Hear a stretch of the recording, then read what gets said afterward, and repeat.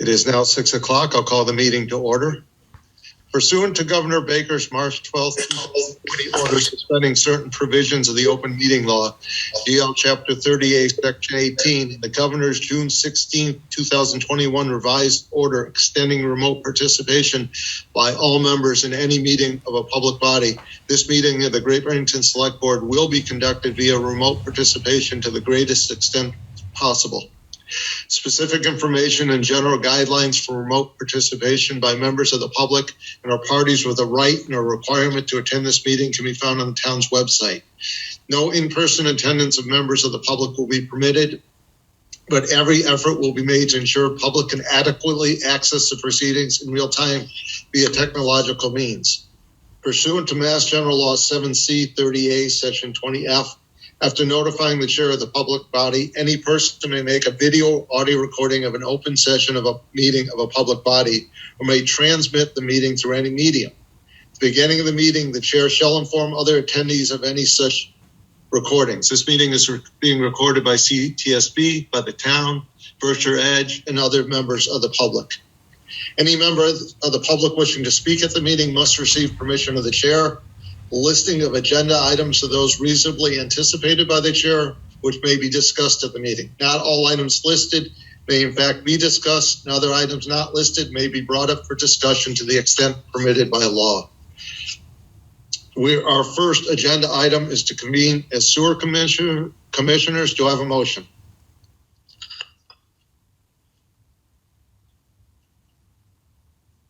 You're muted, Lee. I make a motion to convene as sewer commissioners. Do I have a second? I have a second from Ed. A motion by Lee, a second from Ed. All votes are roll call. Garfield? Aye. Eric? Aye. Ed? Aye. Lee? Aye. And aye. It's unanimous. Mark, is Sean on, or are you doing this? I'll take this one. This is pretty straightforward. I didn't think it was necessary for Sean to be here. This is nothing more than the approval for the addition of new homes or additions to existing homes with new dwelling units. And they're all detailed in your packet for this evening. Do I have a motion to accept? I make a motion to accept. Second. Any discussion? Seeing none, roll call vote. Garfield? Aye. Eric? Aye. Ed? Aye. Lee? Aye. And aye. It's unanimous. Do I have a motion to reconvene as select board? I make a motion to reconvene as select board. Second. Roll call vote. Garfield? Aye. Eric? Aye. Ed? Aye. Lee? Aye. And aye. It's unanimous. Next, we have approval of minutes. We have the minutes of November 2nd, 9th, and 9th of 2020, February 16th and 17th of 2021. Do I have a motion to accept? I make a motion to accept the minutes of November 2nd, November 9th, February 16th, and February 17th. Second. Any discussion? Hearing none. Garfield? Aye. Eric? Aye. Ed? Aye. Lee? Aye. And aye. It's unanimous. Select board's announcements or statements. Garfield? Just had a couple things, and one might be a little silly, but I feel this is what I'm supposed to do. I had a couple women stop me as I was taking a walk the other day, and they had some things that they wanted me to relay.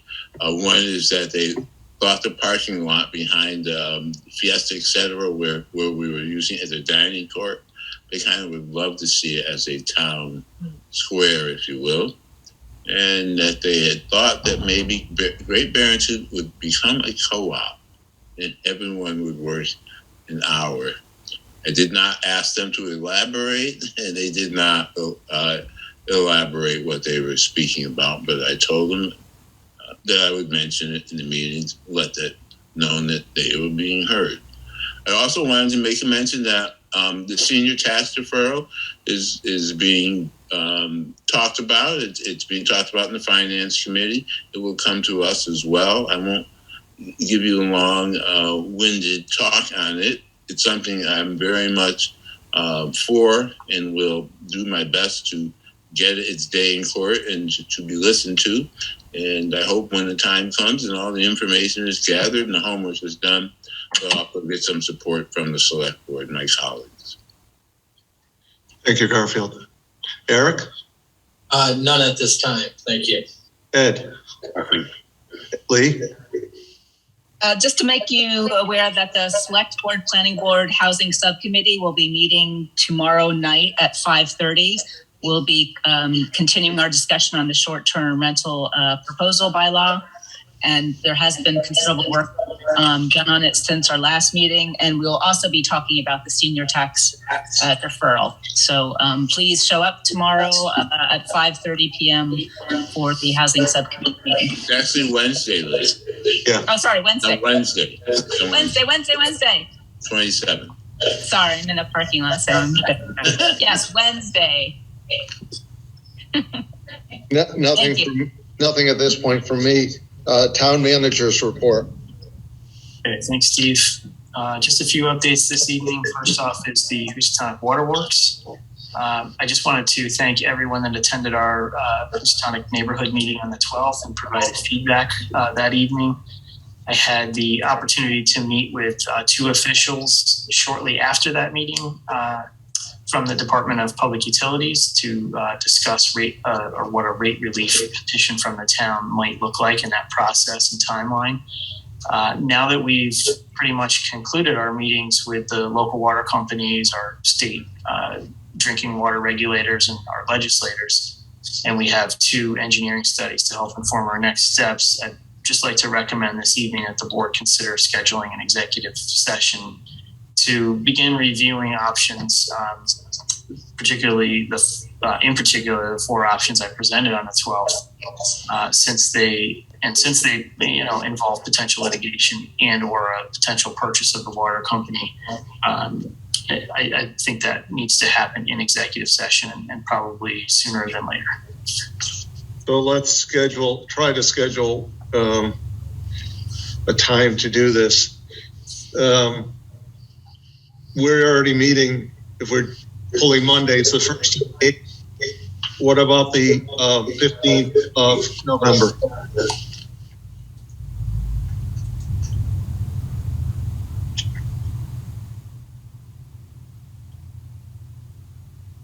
How's that look for everyone? For me. That's good.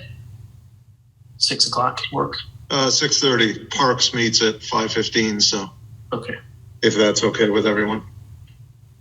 Yes, sounds good. November 5th. That works. Yes. Great, thank you for getting that scheduled. North Main Street parking is my next update.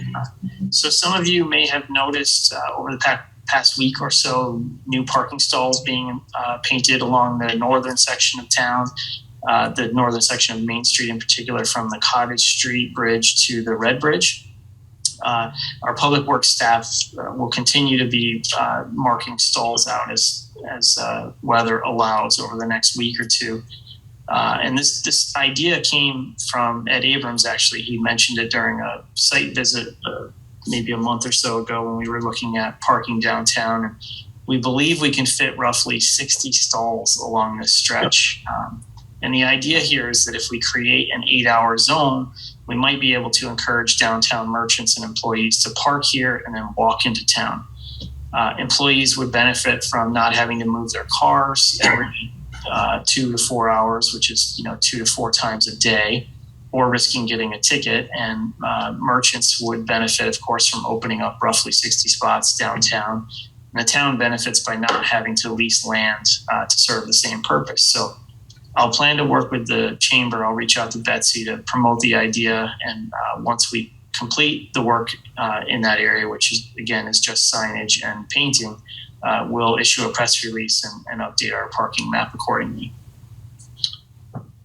Next on my list is the. Just a quick suggestion, Mark. Sure. That when the parking map is updated, that we try and link it far and wide to anyone else who's got a website in town, any merchant, the chamber. was just very out there. Will do. It's on my list. Next on my list for this evening is the Taconic Parking Lot. Construction, as you are probably well aware, continues over there. Site work is nearing completion at this point, and paving is scheduled to begin this week if the weather cooperates again, that is. So paving crews will be down on the bridge and Bentley stretch earlier this week, and then they'll relocate that equipment up to the Taconic lot. And I anticipate that work will be completed in plenty of time for the downtown holiday shopping season. So good news there as well. And Chris Rembold's joining us now to provide an update on Lake Mansfield Road. Hi, everybody. The Lake Mansfield Improvement Task Force will meet tomorrow night at 5 o'clock. Lee, that's the Lake Mansfield Improvement Task Force. Lee is on both, so. Yes. He's busy this week. Anyway, Lake Mansfield Task Force meets tomorrow night. We'll review the latest set of plans for Lake Mansfield Road. These are approximately 50% design plans. Looking at the engineering necessary to convert the road into an eventual recreation path pursuant to the Selectboard and town meeting direction. And it includes plans to improve the parking lot down at the beach end, near the trailheads, and improvements to the outlet structure down at the north end. So we'll be reviewing all that tomorrow night in anticipation of a community meeting to be held probably I think we scheduled it for the second week of November. So we'll get a press release out as to when the community meeting will be held. And if you have any questions, feel free to email me, but we're making good progress. Thanks, Chris. And I'm going to go ahead and promote Gene Carr to be a panelist this evening. He's going to provide an update to the board on the 2021 Berkshire Busk season and the results of his survey. You're good to go, Gene.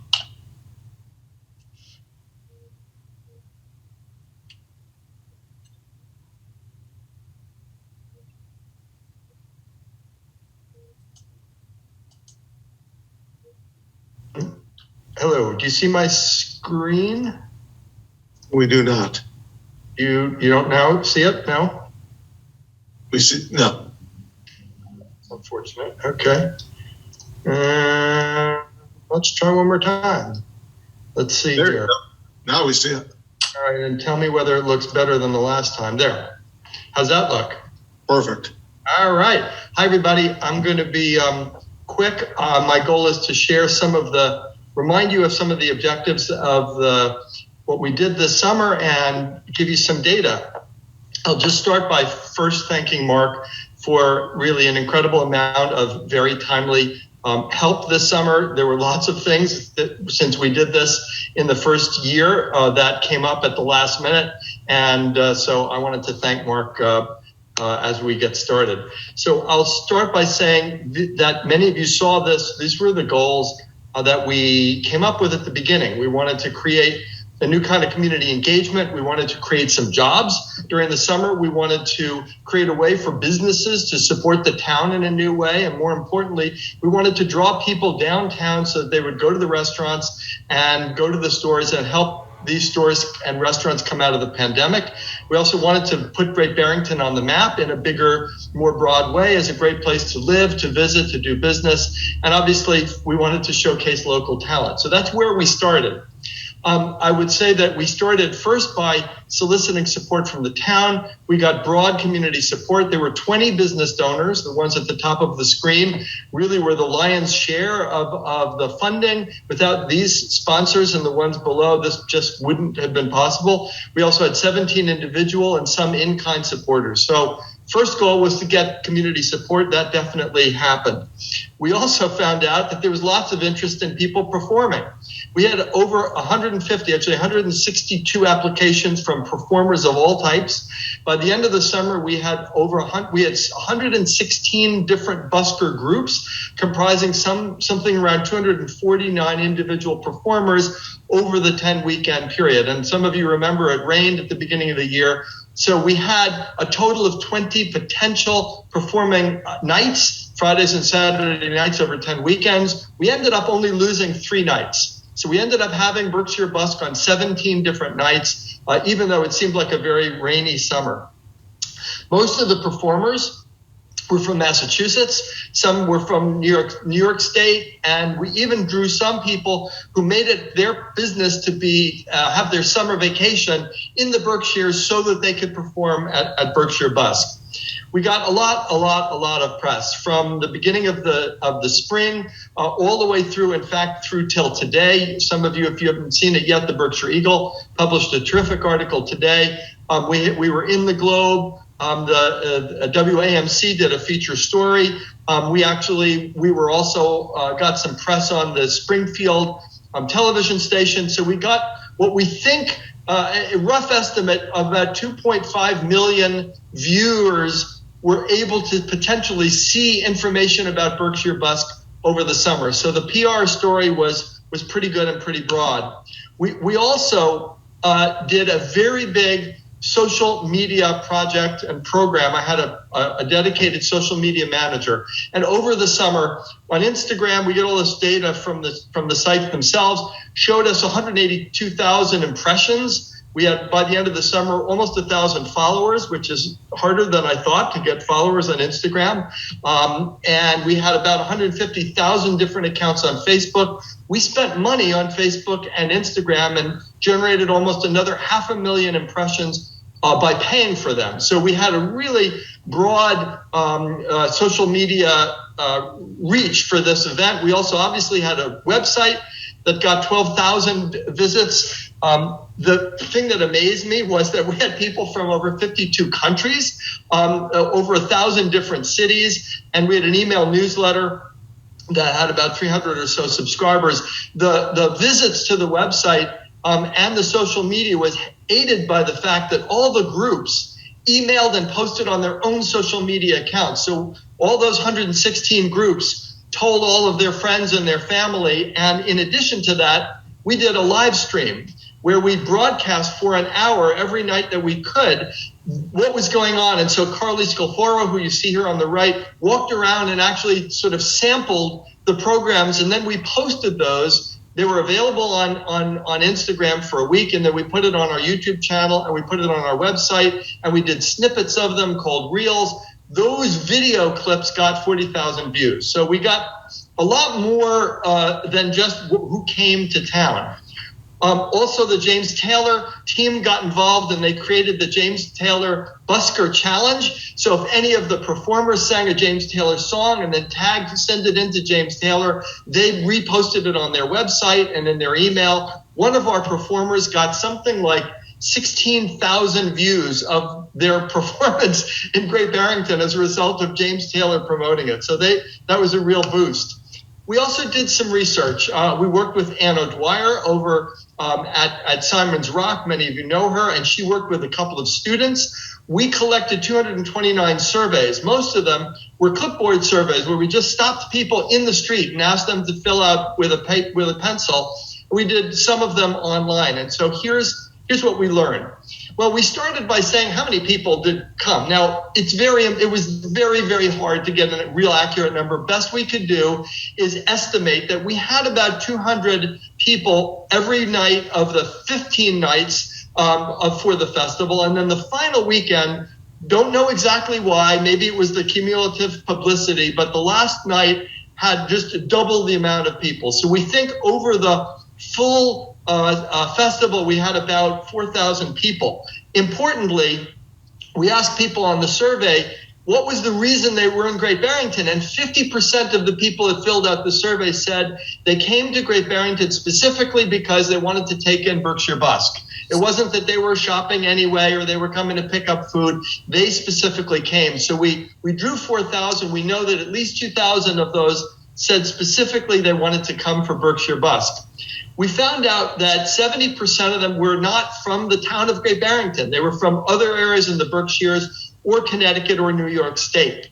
However, when we asked, were those people that came specifically for Berkshire Busk, 60% of those said they were from Great Barrington. So what that means is that folks that live here more more often than not said, I'll come down and take in Berkshire Bus. So even though we brought a lot of people in from other towns, Berkshire residents, Great Barrington residents came in large numbers to experience the festival. We know this by talking to people, and lots of people stopped me on the street and said they came. And I began to recognize certain people who came on many, many nights at Abrams. I'm looking at you right there. So thank you for that. Now, did people like it? We asked in the survey, how much are you enjoying Berkshire Busk? On a scale of 1 to 5, 99.3% said they enjoyed it. 89.6% ticked the 5, and 9.7 ticked 4. So overwhelmingly, people loved it. And they also said that it improved positively their impression of Great Barrington. So it not only did they enjoy it, but they enjoyed being here when they left. They felt better about Great Barrington for having experienced this. And I'll say that Anne told me that she's never done a survey that people took so willingly. People sort of said, oh, sure, I'd be glad to do it. In fact, everybody wrote comments. I mean, you know, they this is what we should be doing better and more. But most importantly, people said they loved it and they really would like to come back. So we had a lot of positive feedback from people on the street. We also, going back to our original goals, we created jobs. Obviously, we paid all of the Busker groups. They didn't get paid a lot, but a lot of them collected tips as well. I had 8 paid festival staff and I had 5 volunteers, including myself.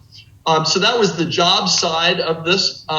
We got some nice comments from retailers. David Bruno, who many of you know, just opened at the very beginning of July and said that he really noticed a dramatic increase when we had performances and music and things on the street. People came into his store. So he was very, very noticed very much that this really helped him get his store off the ground. And obviously we have Eric Brun over at SoCo. Obviously, you know, his lines were out the door, even though there weren't a lot of camps that were in session this summer. His sales, he told me, did very, very well. We tried to understand how much economic activity we generated. This is what's known as finger in the air estimates, but we think that we can claim that we generated at least $100,000 of additional spending, and we got there by saying, if only half of the people who came specifically for Berkshire Busk spent $35 either at a restaurant or at SoCo or buying something, and only 25% of the people who were already there who lingered and perhaps stayed a little bit longer, if you believe those estimates are true, you get to about $105,000. I think the number is probably high. $35 maybe seems a little bit low, perhaps, for if somebody goes out to dinner. But I wanted to at least begin to put some data around it. Obviously, in the future, we'll try to get better data than this. But we believe we did generate some nice economic activity, which was part of our goals. So to review, and I've got 2 more slides left. These were our goals. I think that I've showed you today that we really hit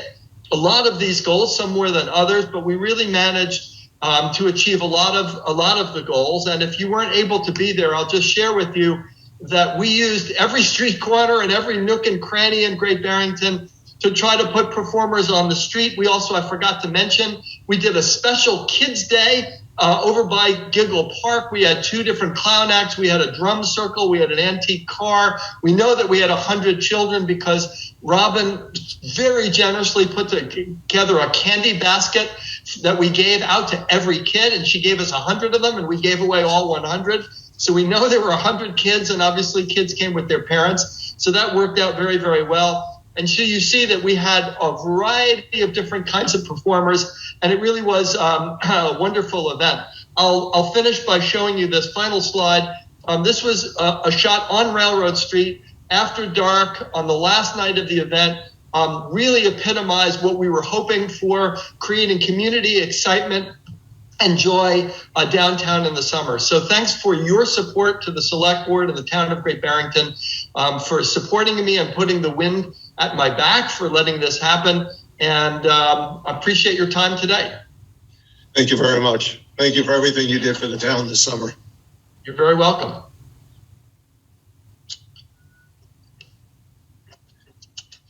Mark? I'm all set, Steve. Next on the agenda is public hearing.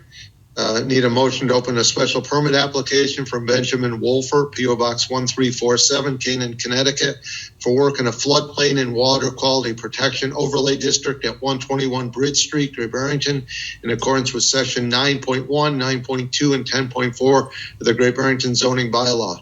Proposed work is within the 100-year floodplain of the Housatonic River and consists of demolition of the existing single-family home and construction of a new single-family home. I make a motion to open the public hearing for the special permit application from Benjamin Wolford. Second. So I have a motion by Lee, a second by Ed. Garfield? That was a yes, a muted yes, but a yes. Eric?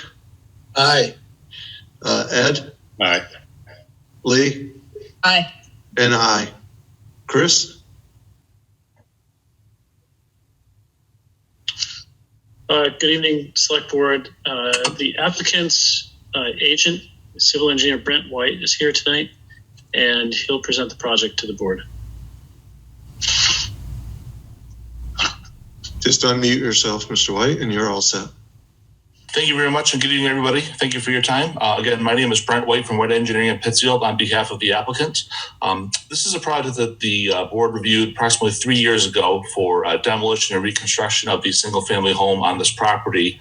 And at that time, it was granted a floodplain overlay district special permit. Since the time of that approval, the applicant has revisited the plans for the property with a slightly larger footprint of the house, and we have as a result, applied for a new special permit, both for the floodplain overlay district, as well as seeking approval under the water quality protection overlay district. The house construction has remained, the type of construction has remained the same with respect to a concrete frost wall with a series of flood vents that surround the entire perimeter of the house that allow, if the 100-year storm were to occur, as the FEMA has laid out, that the flood vents would open and allow the foundation to take on the flood waters so as to not displace flood waters onto the neighboring property. That's really the largest performance standard that we have as it relates to the floodplain overlay district. We have proposed the house to be approximately 2 feet above the base flood elevation here, so that is compliant with the construction standards under the Massachusetts State Building Code. To address the water quality protection overlay district, as a part of our Conservation Commission approval this summer, we've added a number of elements to the project to help with roof runoff infiltration, specifically a series of stone infiltration trenches on either side of the house, as well as some vegetated rain gardens and some additional storage capacity for runoff as the property goes from the southern end where the house will be towards the north. On the north end of the property, there is an intermittent stream that is ultimately the source of water that allows the 100-year floodplain to enter into this property. So the site plan that's before you as a part of the application has been updated to reflect some of the special conditions that the Conservation Commission had asked for when they reviewed the project.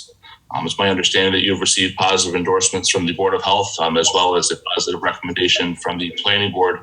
We appeared before them approximately 3 weeks ago. Overall, it's a great project. We're very excited for this for the applicant here. He spent a great deal of time developing the plans. We think it's a better plan for him, and we work very closely to address the specific concerns raised both within the floodplain and water quality protection overlay districts.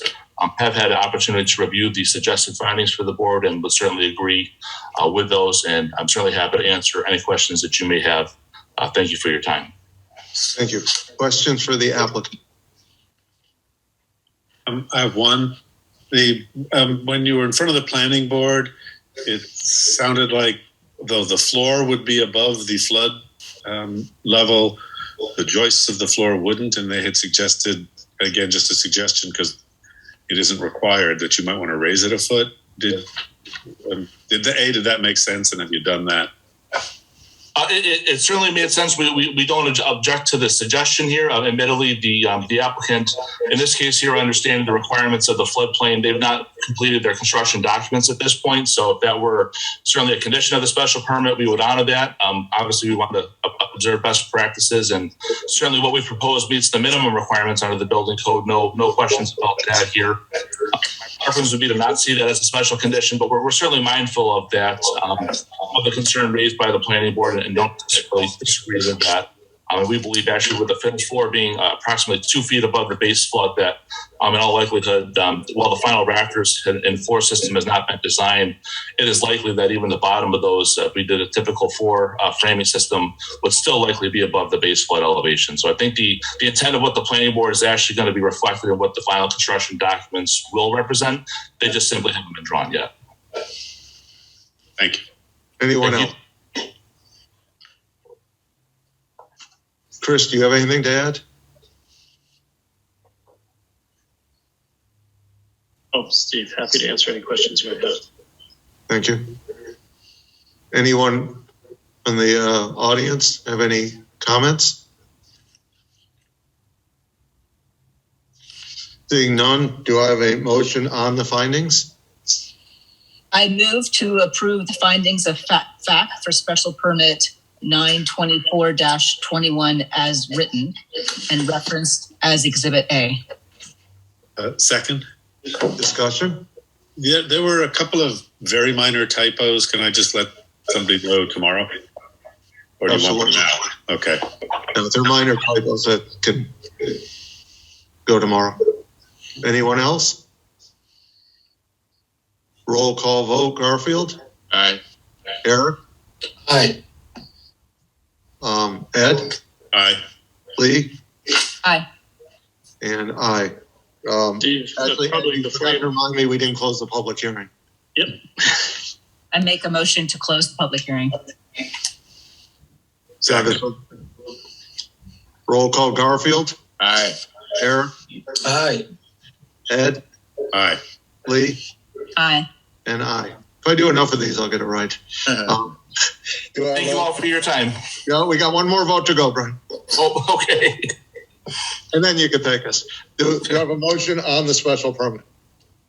I move in view of the approved findings of fact to approve special permit 924-21 for Benjamin Wolford for the proposed work in the floodplain and water quality protection overlay district at 121 Bridge Street. Second. So I have a motion by Lee, a second by Ed. Any discussion? Seeing none. Garfield? Aye. Eric? Aye. Ed? Aye. Lee? Aye. And I. It's unanimous. Thank you, Mr. White. Already have a great evening. You too. Thank you. We have 37 participants. That breaks down to 7 panelists and 30 attendees. Moving ahead, motion, well, it's a public hearing, so a motion to open the public hearing on chapter 87, day pre-hearing. I make a motion to open the public hearing of Chapter 87 Public Shade Tree Hearing. Second. Roll call. Garfield? Aye. Eric? Aye. Ed? Aye. Lee? Aye. And I. Go ahead, who's ever presenting next? I guess Mr. Chris. Good evening. Can you hear me? Yes, we can. Hi. My name is Ryan Kress. I'm an arborist with National Grid's Hazard Tree Mitigation Program and EVM program. We're currently looking to do a bunch of work throughout town. We've already seen that we've started work along the state sections on State Road and up and down, I think, up past like McDonald's and stuff throughout the central quarter of town there coming in. We're looking to do the pruning as well as a bunch of removals along the main distribution lines that run down Division, Park Road, Monterey Road, Lake Buell Road, Monument Valley Road in town, with a spec that is slightly larger than normal, as well as making sure that the ground cutting, which has always been part of spec, actually gets done. So in front of like a residential area, it'd be about 15 feet above the lines, 8 feet from the side of the lines. And any species which would grow and isn't a line-friendly species within 8 feet of the ground from the lines would be ground cut for saplings. Just pretty typically, you've seen it through town fairly often, but they haven't been going necessarily the full 8 feet, hence why they have me in town permissioning and permitting all of the work to make sure it gets done. I submitted a list of removals with the tree warden. We've gone through most of them. There's only one tree really that seems to be a sticking point, and that's at 85 Lake Buell Road. It's a large cottonwood tree. So the town had their arborist take a look at it, and then we submitted our findings, and we're looking to see if you guys would like us to remove it, or if you had questions as far as the trimming and stuff goes, or anything along those lines. Michael Purdy, our tree warden, would you like to comment on this? Yes, I would. Can you hear me? Yes. Okay, great.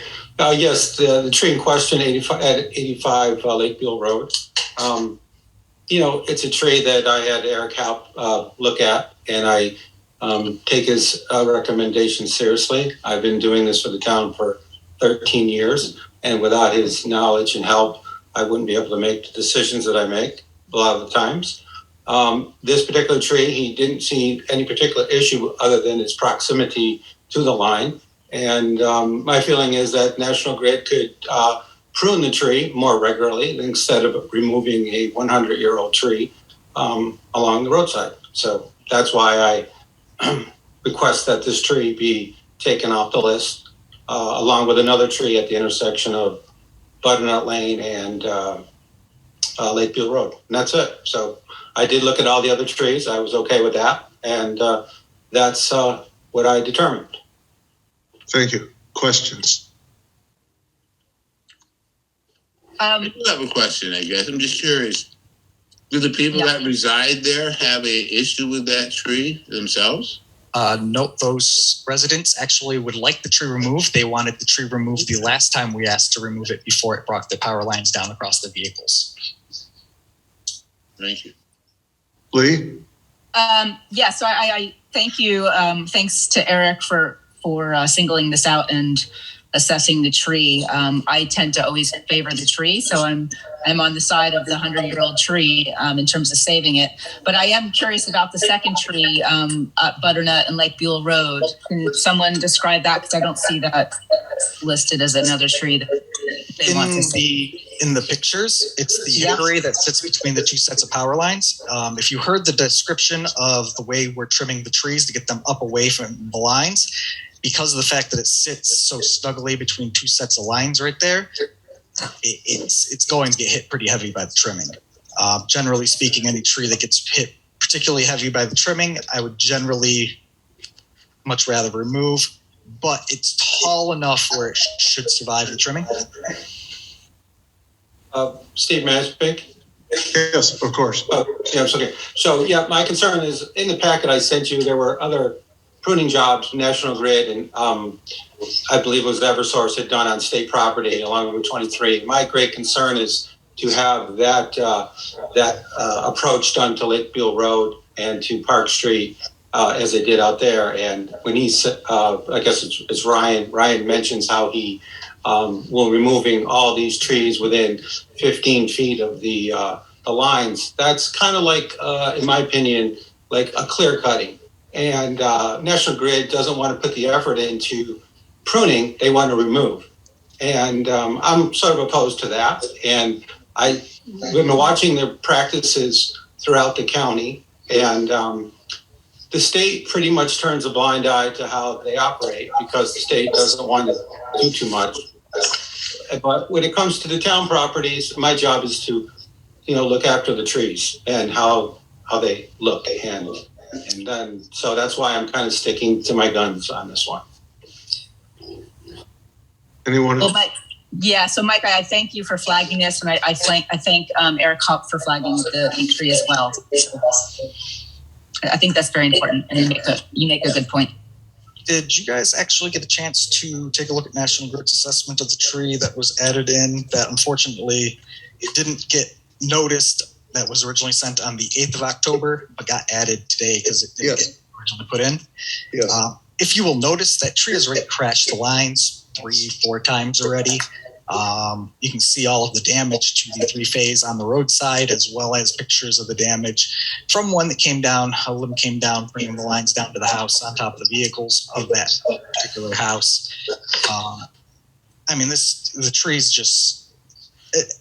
it's a habitual offender. It's not something that can be trimmed. It's cottonwood. They're a weaker species. They're weaker than white pines. There's really not anything we can do to keep that tree from causing an outage.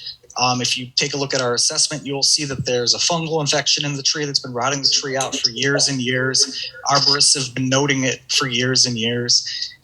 There's really not anything we can do structurally for pruning it without removing it, because the decay is in the trunk and in the branching in section of the main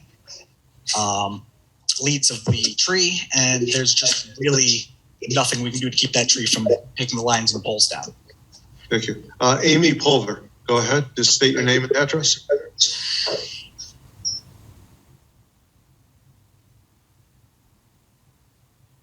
Go ahead. I'm sorry, that's the Holly Hayward, 99 Seacon Crossroad. Yeah, sorry. Okay. I can't speak for the tree committee because we haven't met on these issues because of problems with getting a quorum. But I can speak for our past experience, Mr. Peretti, and that is that he is very cautious, careful about the assessments that he makes. And if he says that the tree is going to survive if it's not removed, then I think that that's something very important to listen to. We know for a fact that our town has, between National Grid and mainly National Grid, we have far more takedowns than we have new trees planted. And I think that's a bad precedent to put out there, especially during increased awareness of global warming. So I urge you to take Mr. Peretti's advice. Thank you. Mike, can I just ask you a question? I don't know, did you see the email that went out today about the cottonwood tree? Yeah, that email is a relatively old email. I saw that back when I first resisted the removal of the tree, and they presented that to me. And that's when I got Eric Hupp involved, and Eric basically said he didn't see those issues. It's a big old tree, but he said that really it was no different than any other tree along that road. They particularly picking on this one tree because it did create some line issues. But that's the fact is they aren't pruning the trees on a regular basis. So, of course, you're going to have an issue. So, I mean, if they basically did their line trimming as they used to in the old days, they probably wouldn't have had as big a deal with this tree. But that's my opinion. But that's why I got Eric involved, because those were the photos that were presented to me about well over 2 months ago. Thank you, Mike. I had a question. The third tree that came in this afternoon, is that a third tree, or are we just talking about, are we talking 2 or 3 trees, Mike, that you have issues with? Originally just 2 trees out of the whole list. I think there were maybe 45, 47 trees. I don't know. Okay. I don't have paperwork in front of me, but so I thought that was a small percentage. And historically, I've made requests with National Grid on other line mitigation projects to save trees, and I can take you today to those trees. They're still standing. So, except one of the pines kind of crashed the lines the last summer, but whatever. So it shouldn't be a personal issue. It's not personal to me. It's just trying to do my job, looking out after the trees, and that's all I can really say. But anyone? I'd like to make the motion. No, I saw people want to talk. So. Oh, sorry, I can't see. Okay. Yeah, I know. Go ahead, Eric. You're muted, but just go ahead. So to the hickory, Mike, are you suggesting that they just trim it from the bottom up, or and save the tree? Are you asking them not even to trim the tree? Right. I think the tree needs very minimum trimming. If you go out there and you look at the photographs I presented you with, that type of tree doesn't have the branching issues like white pines, for instance. I just think, they're a little aggressive, and, you have to watch. And I did visit every single tree on that list. So, there's some larger trees that are coming down on Park Street in particular. But, I know they have to be done, and I know it has to be done. But in this one particular tree, being its age, it's been there 100 plus years, that's how I felt. So. And then, Mike, also just curious, with the poplar tree, the 100-year-old poplar tree, did you happen to talk to the residents to see? I've never been. In fact, they did want it down? No, I've never been approached by any of the residents that live at that address. Okay. And I mean, according to my records, and I've, 13 years, I don't recall even asking, National Grid has pruned the tree in the past, but, no, I would say no. The answer is no. Anyone else? We actually have signed permission forms from the residents that live there from my run through this time, as well as the last arborist who ran through years ago, for the removal for that tree, which didn't end up getting removed the last time either. Thank you. Anyone else? A motion to close the public hearing. Make a motion to close the public hearing. Zach Juggins. And a second. Garfield? Aye. Eric? Aye. Ed? Aye. Lee? Aye. And I. Do you have a motion? I make a motion to act on the recommendation of our tree warden, Michael Peretti, keeping the poplar tree and the cottonwood. Second. So the motion is to remove all the other trees except for those two. And I have a motion by Lee, a second by Ed. Any discussion? I guess the one thing, I don't know if it's a discussion or not, but the one thing that sticks out to me is that if the homeowner that lives on the land with the poplar signs something, that they're fine with having it down and it causes them a hazard, I would like to take that into serious consideration.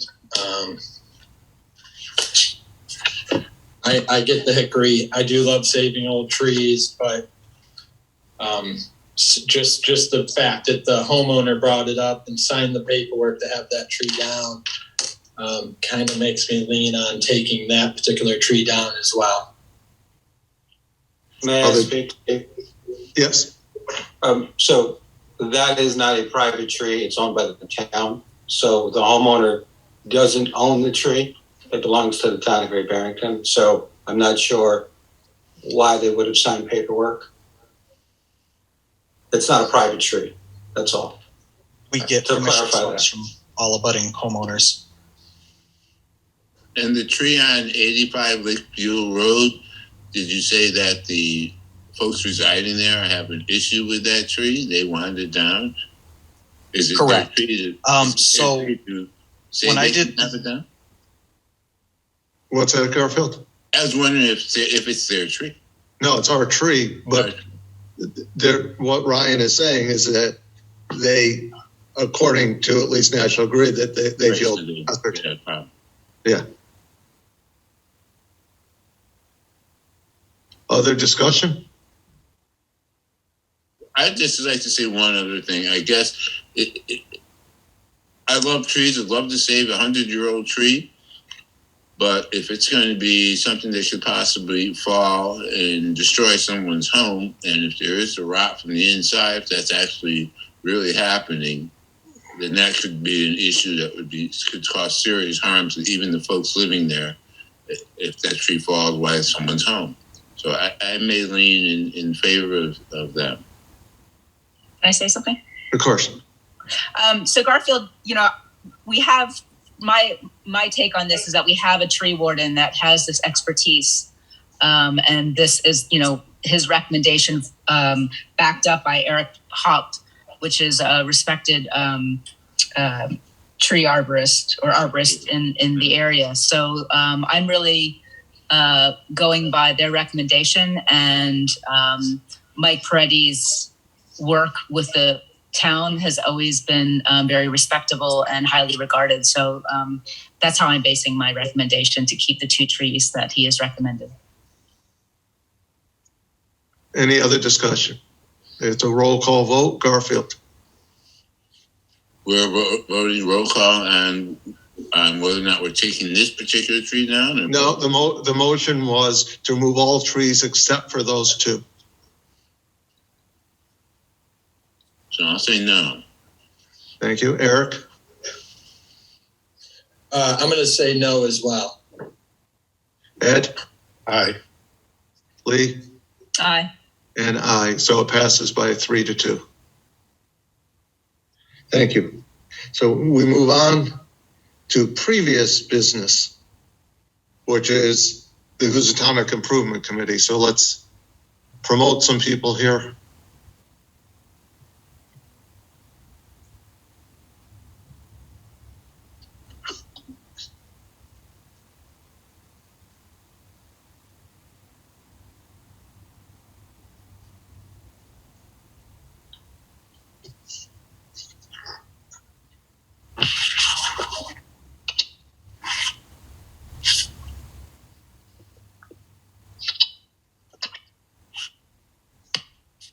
We should be all set. Okay. Promoted everyone. Dan, do you want to start? Or?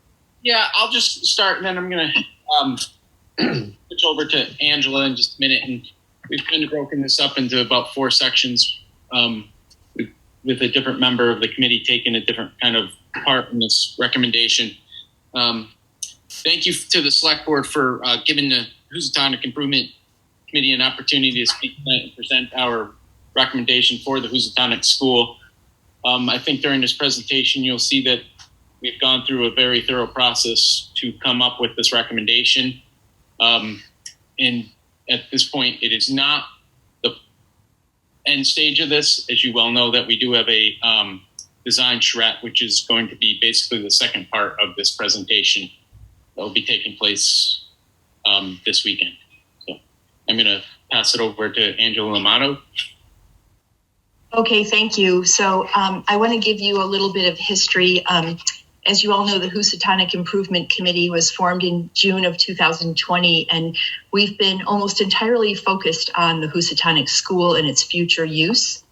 To frame our recommendation tonight for the Housatonic School, I don't think that the list of resources that we used has been forwarded to the Select Board, but we will get that to you. We considered all of these prior to forming a summary and recommendation about the building. Also, to help with the process of finding a use for the building, we've engaged the help of the AIA, the American Institute of Architects, Western Massachusetts chapter. We'll hold a design charrette on October 30th, this coming Saturday, when the volunteer architects and design professionals will spend several hours brainstorming ideas and sketching multiple potential plans for the space, and then they'll present their ideas to us and anyone who's attending. We're encouraging them to consider mixed-use schemes that will embrace the geographic location of the building as a village center, and also complement and support existing local businesses, town assets like the community center and the Ramsdale Library, and the continued redevelopment of other underutilized properties such as the former mill buildings flanking the Housatonic River. We're very grateful to Carrie Bartini, a member of AIA and NCARB from Berkshire Design in Pittsfield, who's organizing architects and has secured continuing education credits for those who participate. This is an open invitation to anyone who would like to attend this working session on this coming Saturday. It'll be held from 10 a.m. to 2 p.m. at the Great Barrington Fire Department, as well as being available on Zoom. And now I'll turn it over to Dan Bailey to do the next section. And I guess I'm still on mute. Thank you again. I just want to quickly give you a little brief history of where the building is and in the history of the building. The Housatonic School was built in 1907. It served as an elementary school for the town until it was closed in 2003, at which point it reverted back to town property. The red brick facade is accented by chiseled stone courses and decorative brickwork. The interior rooms are trimmed in oak, typical of the era. The building has 3 levels, comprising of just over 28,000 square feet. It sits in between a very active playground and the Housatonic Community Center, and it sits on approximately 2/3 of an acre. For more than a decade, the town of Great Barrington has explored various uses for the former school. Complete demolition of the building has also been considered. No conclusive decision has been made, although much work has been done, including phase 1 environmental studies. The town has issued multiple requests for proposal, and several developers have responded. None of the proposals, however, have moved beyond much more than an initial stage. The property has a strong community connection and links the present day to the history of the village. It has a central location within the village and potential as a center for its residents. The building is on the BRTA bus line. It is adjacent to the Housatonic Community Center and playground, as I mentioned. The zoning for that area allows for a wide variety of uses. The school additionally has close proximity to redeveloping mill buildings along the Housatonic River and other mill buildings that can be redeveloped. So at this point, I will pass it along to Daniel Bialowas. Oh, nicely done. The HIC has been relooking at potential uses for the building and has reviewed many documents to agree on some parameters of the building.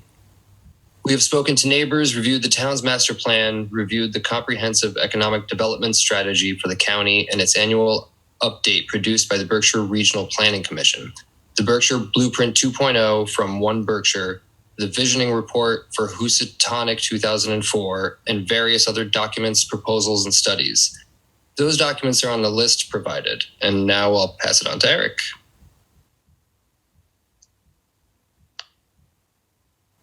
You're muted, Eric. All right. So at the beginning of our contemplating of what to go forward, we defined some potential uses. The committee voted unanimously to exclude two schemes from consideration: raising the building and converting it to solely market rate housing. We would like to stress, the HIC would like to stress that we would like to see it as a mixed use for this iconic building and preserve the small town feel of Housatonic while serving the needs of the community. A place of growing families and multiple generations. The HIC would like any use of the school to complement the proposed capital program in place for the Ramsdale Library and to meet ADA standards. There are numerous businesses in place that can be strengthened and supported by the reuse of the Housatonic School. These include Muse, Berkshire Pulse, local restaurants such as the Brick House, Pleasant and Maine, and the soon-to-be Extra Special Teas. It can also complements all the offices, workshops within the Kelly Mills in the A and B variety. A good example is Pulse, a dance and world music and movement arts education center, which offers over 300 classes per year and draws parents from all over who have an hour of leisure while their children are taking classes. These families could be potential customers for something housed in the redeveloped school. At this point, I'll hand it over to Patrick. Thanks, Eric. Based on all of our research and our work on this topic, we instructed the architects that will be participating in the charrette that we'd like to consider the previous ideas for the space, but also welcome new ideas. So some of those previous ideas that have been mentioned already are affordable housing, maker spaces, retail space, office space, a childcare facility, flexible tenant space, space suitable for food service, perhaps a small restaurant. We also instructed that there would be some limitations, and as Eric mentioned, complete demolition of the school building is not being considered. Full conversion to market rate housing is not being considered, but we would entertain the idea of a limited amount of market rate housing in a mixed use development. The school building should be considered on its own, and not, none of the schemes should modify adjacent lots. And parking is not to be considered in this particular study that will be executed through the charrette. And the footprint of the building and exterior envelope should not be substantively altered in any scheme. So based on that, relative to our presentation to you, our recommendation at this time is that the select board draft a new request for proposal for development of this property. And we plan in the near future to bring additional detail that comes out of the charrette to you to guide that RFP process. you for your time. Thank you. So the next step of this is we will wait for the report from the HIC on the charrette, and then we'll get an executive summary from staff, and we'll discuss that at a meeting, hopefully sooner than later. I assume probably the end of November, before we get the HIC back with their charrette synopsis, and then we'll discuss it and make some decisions. Any questions? Yeah, just the money. I didn't hear anything about, what it would cost to say, if no one answers the RFP, or is the town supposed to do it? Is it worth doing if the town is on the hook for, I think the last number was $6 million, or would we be better off tearing it down for $1 million? Did you guys consider any of that? Yeah, I'll answer that as best I can, Ed. We did have general discussions about money, but obviously, until a real development is considered, you can't really put those dollar figures to it. There's been estimates from the town in the past, as you mentioned, anywhere from upwards of $6 million. There is some money already appropriated through CPA funding that's kind of waiting there for roof and window repair. So there is some money available if this process was to go forward. The hope is that with what can come out of the design charrette, as well as the RFP, our hope is that there would be whoever was selected, if there was somebody to be selected for the RFP, that they would be able to give those more concrete numbers. But to answer your question regarding if the second part of that, if nothing is to happen, it would essentially fall back onto the select board as to what the ultimate decision is. It is a town-owned building. We have tonight presented our recommendation to this point. And that sort of leads to my second question, which is, does this committee have an opinion if we get, again, no response to an RFP? Then what? Or is that you're leaving that up to the select board?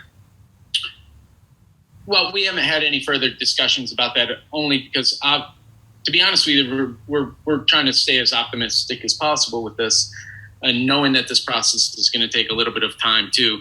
I think if it didn't come up to anything that's suitable to what is included in the RFP, then I think this committee could make a decision whether or not we just hand it right back over to the select board, or if we make another recommendation. Okay, thank you. Anyone else before we move on? Lee? Thank you, Houstonic Improvement Committee, for that. Question, have you seen the charrette, or will there be an executive summary? I see that's a 4-hour-long presentation. Will the select board get kind of a condensed version of that after the charrette is presented? Yes, absolutely. It's our goal to give you as much information as we can from that. I think it would probably be even more than just an executive summary, based on what's going to be coming out of that charrette.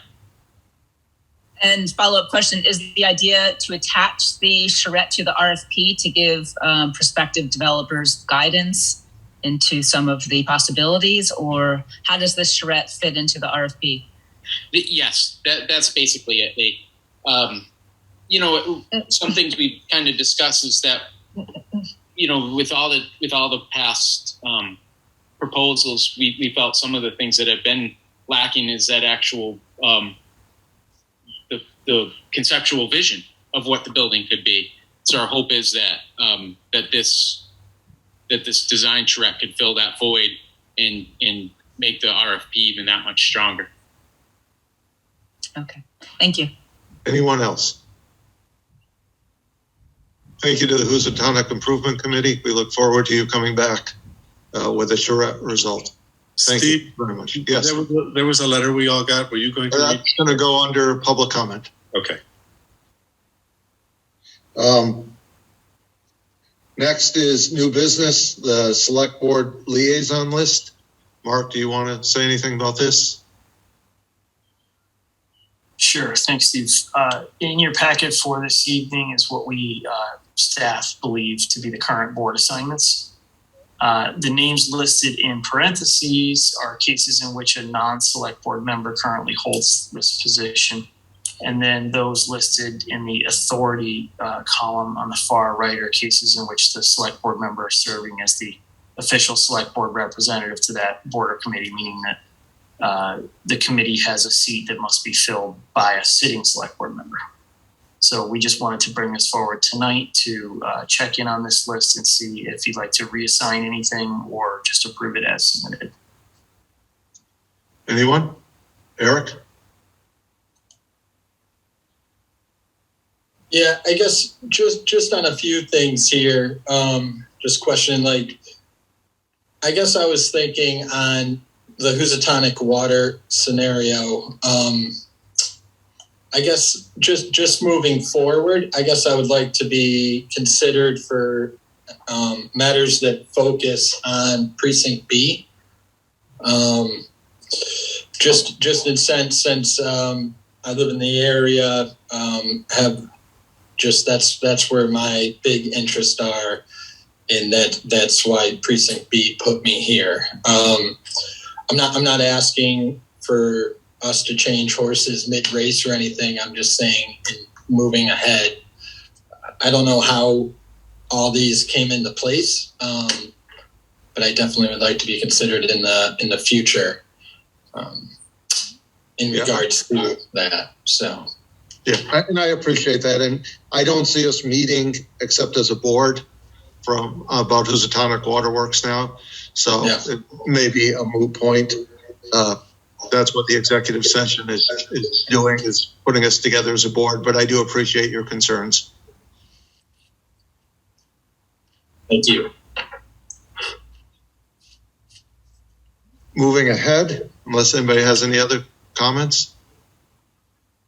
Moving ahead, we have citizen speak time. Let me read the one email that we got today from Carol Bosco Bowman, Housatonic. I am grateful for the work of the Housatonic Improvement Committee. I disagree with the recommendation to move forward with a charrette. The question of what to do with the Housatonic school has now been asked by a fourth town manager and select board, and the school has been closed for 17 years. No one has come forward with a viable proposal. Meanwhile, many of us who live in Housatonic have had to live with a degrading structure in the center of town, watching it crumble and wondering how it's affecting our property values. There have been 17 years of town-appointed committees, ad hoc committees, and lively discussions about the reuse of the school, but the fact remains there is no viable proposal. While there is a need for affordable housing, the school is not an appropriate site. For one, that land is the centerpiece of the village and should retain its public use. And two, there's not enough parking. There were a lot of great ideas, mostly centered on creating community center of some kind. Some of these groups commissioned studies. One of the village committees, of which I was a part, sent out a survey to the entire town, getting a huge response to our questionnaire about the Housatonic school. All these materials were reported on or are in the possession of the town hall. My point is this: the parcel must remain as a public owned, yes, even if that means replacing the deteriorating building with parkland. It is time for the select board to take decisive action beyond charging yet another committee to spend their free time working on something that has been worked on for almost 20 years now. No more charrettes. The town does not have a plan to renovate and reuse the buildings for its citizens, then create parkland. It's time to follow through on the work begun almost 2 decades ago, including the CDBG funds that were part of this effort, and create or recreate an attractive, beautiful center of Housatonic. Besides, we need a new water system in Housatonic, a new high school for the town. Let's cut our losses and think of the future. It's time. Thank you for reading, Carol. Any other public comment?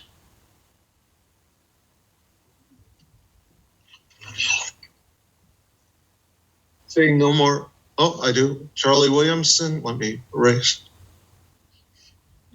Go ahead. Can you hear me? Yes. Yeah, I wanted to thank the selectmen and the town manager. I read that article in the Bircher Eagle. that you recouped our money back into the town coffer that was embezzled. I just want to thank each and every one of you for whatever you did to help get that money. Thank you, Charlie. Anyone else? Seeing no one, select board's time. Garfield. You're muted. Garfield, you're muted. Thank you, Steve. Thank you. Eric? I'm all set. Thank you, Steve. Ed? Okay. Lee? I just want to put a plug in for the Monument Mountain Regional High School girls varsity team. I'm sitting in the parking lot of South Hadley, and they just started playing. It's 0-0, go Monument. Yay. Thank you, Lee. I have nothing. Any media time? By unanimous consent, we are adjourned. Lee, 10 minutes later than you like, but we did okay. Have a good night. Night, everyone.